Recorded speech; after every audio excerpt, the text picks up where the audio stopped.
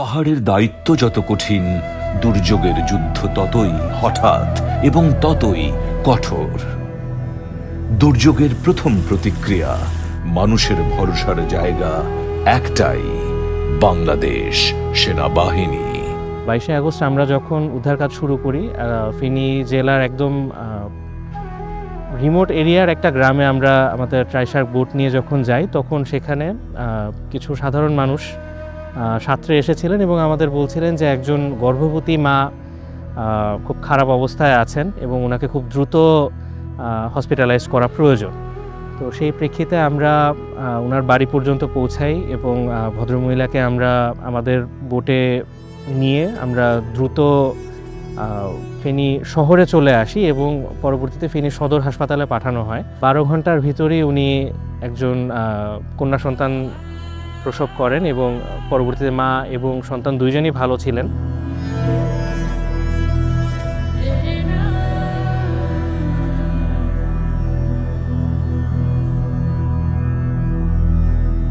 আমরা যদি ওই অবস্থাতে বা ওই সময়টাতে ওনার কাজ পর্যন্ত পৌঁছাতে না পারতাম, সেক্ষেত্রে হয়তোবা যে পরিস্থিতি থেকে ওনাকে আমরা উদ্ধার করে নিয়ে এসেছিলাম, আশেপাশে যে পরিমাণ পানি ছিল, সেখান থেকে হয়তোবা ওনাকে বা ওনার সন্তানকে রক্ষা করাটা খুব কঠিন হয়ে যেত।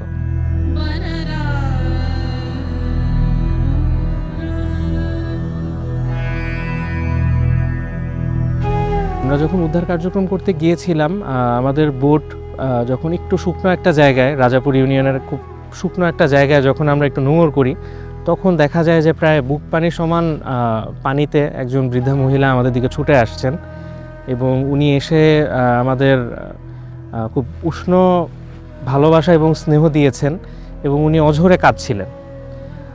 ওনার ঘরটা ডুবে গিয়েছে এবং ভেঙে গিয়েছে, ঘরের ভেতর পুরোটাই পানি। বারবার বলছিলেন যে বাবা, তোমরা অনেক কষ্ট করছো, তোমরা নিজেদের খেয়াল রাখো না, তো আমার ঘরে এইটুকুই আছে, এটা তুমি নিয়ে যাও। তো আমরা গিয়েছিলাম ত্রাণ দিতে, উল্টা উনি আমাদের কষ্টটা দেখে বা আমাদের পরিশ্রমটা দেখে উনি খুব আগ্রহী হয়েছিলেন।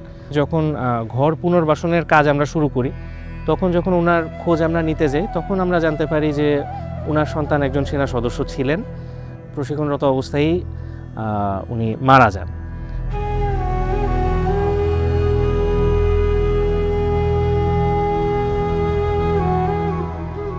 সৈনিকরা সকালবেলা বোট নিয়ে বের হয়ে গেছে ত্রাণ বিতরণ করার জন্য।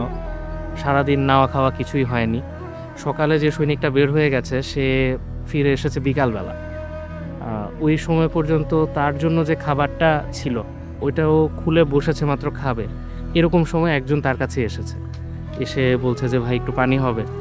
ও সেই সৈনিক দ্বিতীয়বার চিন্তা করেনি, সে নিজের থেকেই তার খাবার এবং পানিটা, নিজের খাওয়ার পানিটাও দিয়ে দিয়েছে।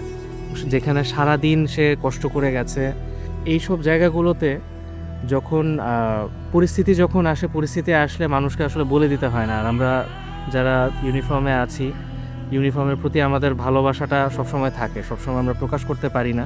যখন এরকম একটা পরিস্থিতি চলে আসে, তখন আমাদেরকে বলে দিতে হয় না, তখন দেখা যায় নিজের দায়িত্ব থেকেই, দেশপ্রেম থেকে এবং ইউনিফর্মের প্রতি ভালোবাসা থেকেই অনেক কিছু হয়ে যায়।